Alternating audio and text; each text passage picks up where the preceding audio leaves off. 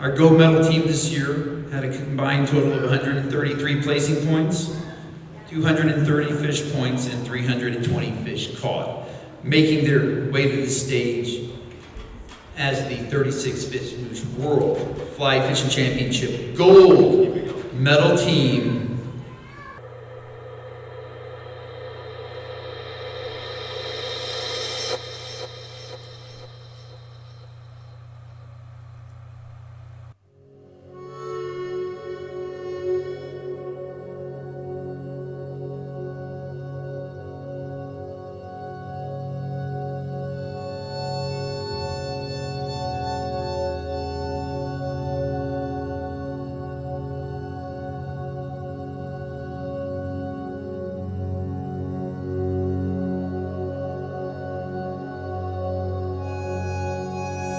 I don't know what it is specifically about fly fishing that keeps me going back. But there's something different about holding a rod in your hand and figuring out a way to make a fish eat a fly. When you're connected to a fish, you feel like you're connected to everything.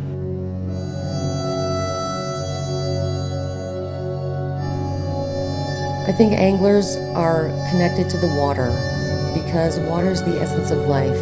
It feeds the fish and the bugs and the plants. And being close to nature brings ultimate peace for a lot of people.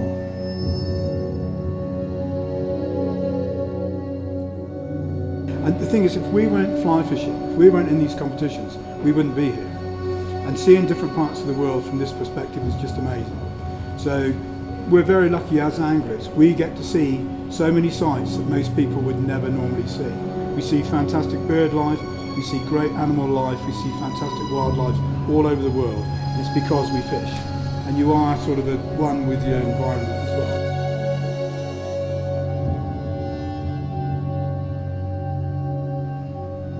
There's no better place than perhaps on a river searching for trout that allows you to disconnect from all the technologies of the world and enjoy what's around you.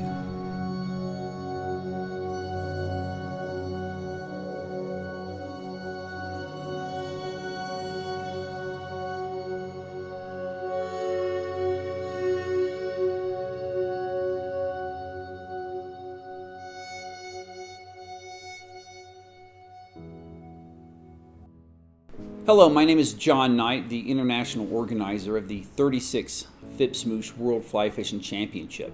Why do the World Fly Fishing Championships? My wife Jody and I, frankly, were told it can't come to the U.S. It's too expensive. It's going to be too hard for teams. There's too much private water. It's going to be too hard to put it all together. And frankly, for no reason other than climbing that mountain because it's here, we started off on that mission. I'm Barry Davis with the Commission on Special Events for the Town of Vail. We work to bring programming and events to town, and first began working with John and Jody several years ago when they approached us with their vision to bring the World Fly Fishing Championships to Vail. For several years, they've been able to demonstrate their ability to host and produce world-class, top-notch events, bringing elite athletes to town. They were able to do that for the America's Cup and for the junior event. It gave us complete confidence on partnering with them for the World Championships. Once we got the championship, it was a moment that made us say we have to have not just our A game, our A+ game. As a U.S. organizer, I went first to the Czech Republic to the 34th World Fly Fishing Championship. There we learned the scoring process, the draw, and the behind-the-scenes work to make the event successful. The following year we went to Bosnia and again attended the World Championship to prepare for the U.S. After these two events, we brought back the pros and cons, some lessons learned, and then set out to set up our championship here in the United States. So once the team started signing up, we really had to figure out the best way to showcase Vail in the U.S. as the greatest place the World Championships has been.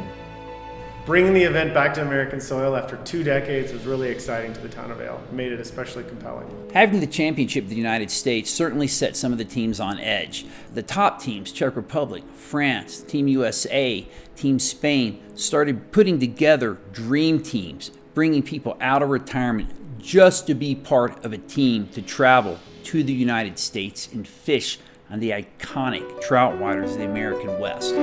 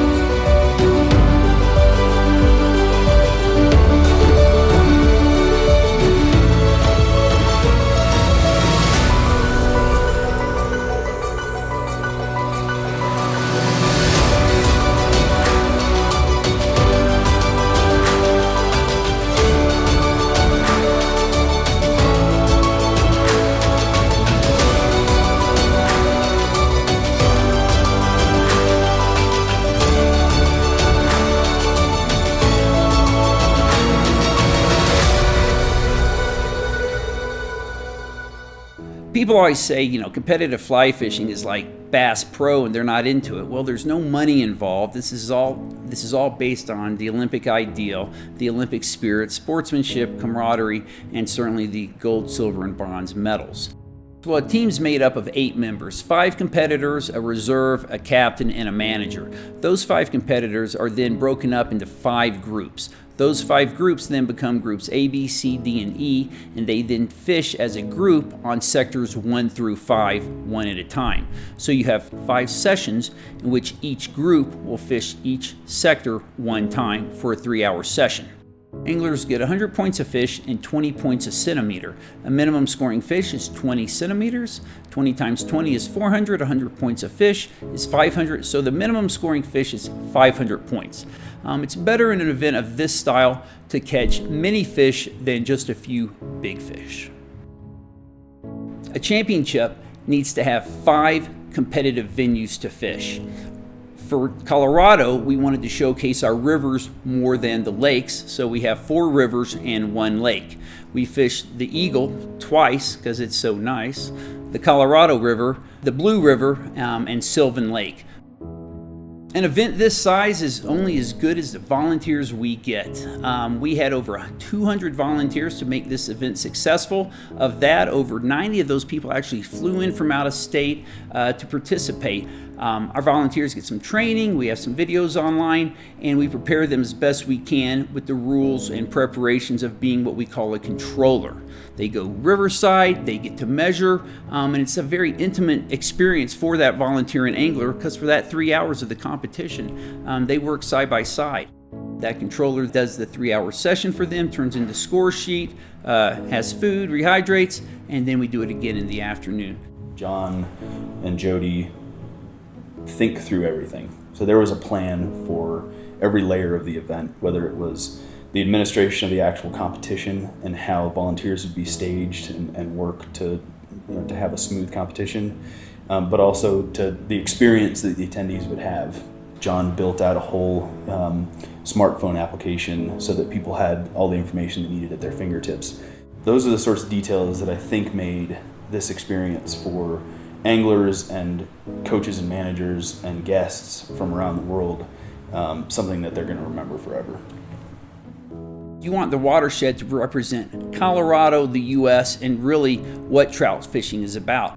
So for us to have the Colorado River, which is long, featureless for the most part, and wide, 80 to 100 and 120 yards wide, provides an immense amount of water for an angler. It seems like a big blank canvas, as opposed to the Eagle, which has tons of rocks. It's a little bit shallower, there's a lot of structure, and the fish are hiding, in the front, behind every rock. Classic freestone trout water. The Blue River is dam fed and was running at almost 800 CFS, which made it almost impossible to cross. So you then have a deep, fast-flowing river with a lot of structure and boulders, but much more difficult to wade. And so that provides a real challenge and a real variety of water that certainly showcases our watershed. The features of the river, Eagle Upper versus Eagle Lower, were very different venues. And then certainly you go to the Colorado, to the Blue, and to Sylvan. Not only are you in different surroundings, your approach to the competition strategy changes, the bugs change, the behavior of the fish changes from if you have it first session or if you have it sixth session, if you've got it in the morning or the afternoon. The timing of the championship in the U.S. was certainly September. The pressure's off the water, fall colors are changing, we had the aspens turning yellow, and it couldn't be a better time. With the water being cooler and pre-spawn, it's just a perfect time as the fish are hungry, the seasons are changing, and it just showcases Colorado as best as it can be. Okay, I've been fishing World Championships since 1989.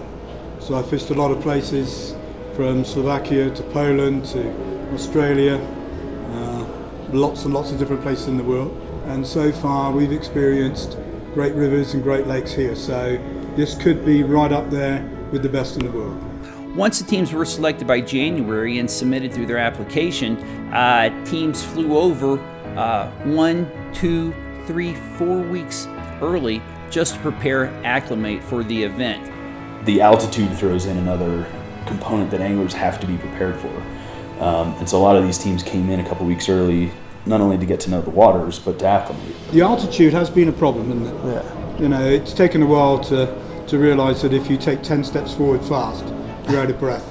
I always talk about the grind of the event. We're up at 5 a.m. for breakfast. These buses leave at 7 a.m. sharp.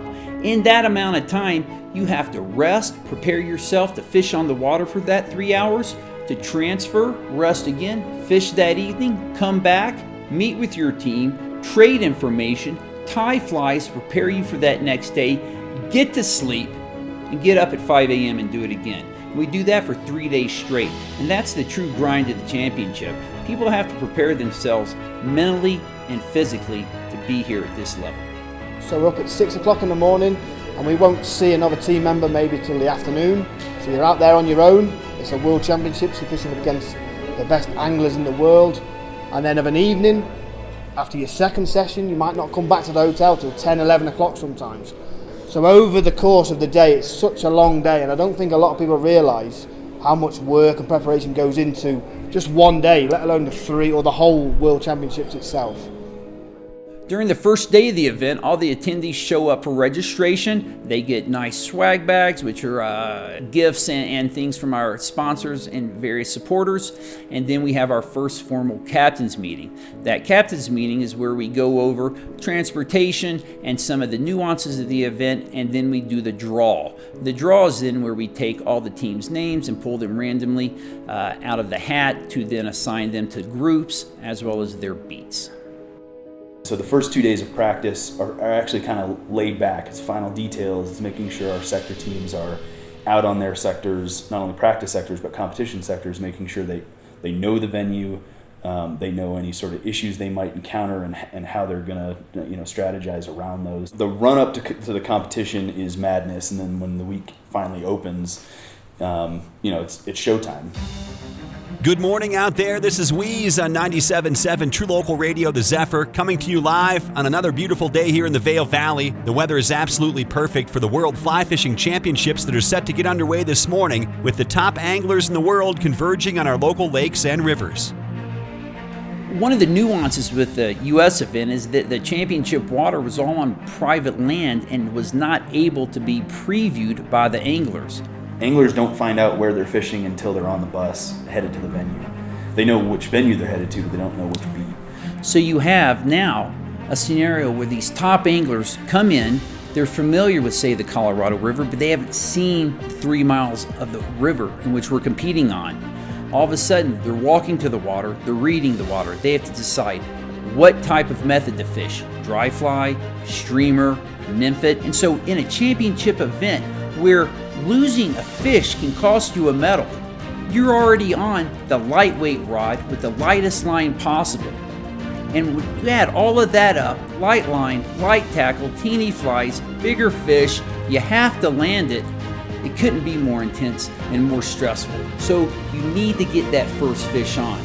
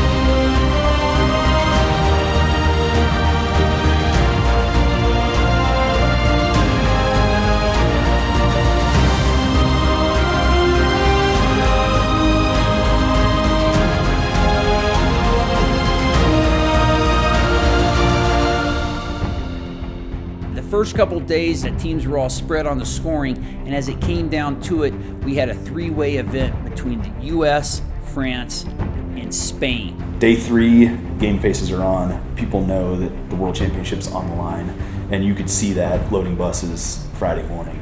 And it was really going to come down to those last 2 sessions and how people fished what were now pressured waters. As we were getting scores coming in, there were U.S. competitors placing first, there were Spanish competitors placing first, and there were French competitors placing first, depending on which sector you were looking at. The results were ping-ponging, so it wasn't clear that someone was jumping way out in front. The last session of the event, it was tied between France and Spain. They were fishing next to each other, and we could see from there who would win the championship. You could tell that it was going to be a dogfight. It's a good day for war.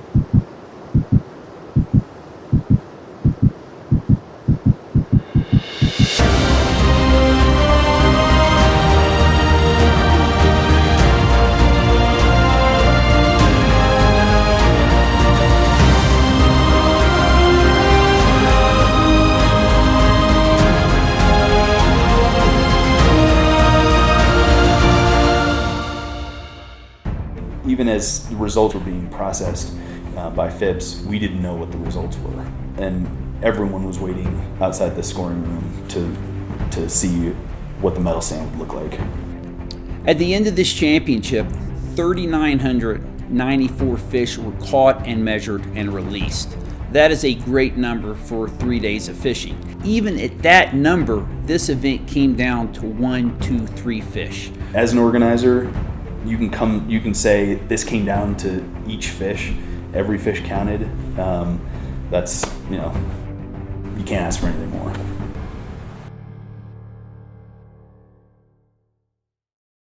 Our gold medal team this year had a combined total of 133 placing points, 230 fish points, and 320 fish caught, making their way to the stage as the 36th FIPS Mouche World Fly Fishing Championship gold medal team,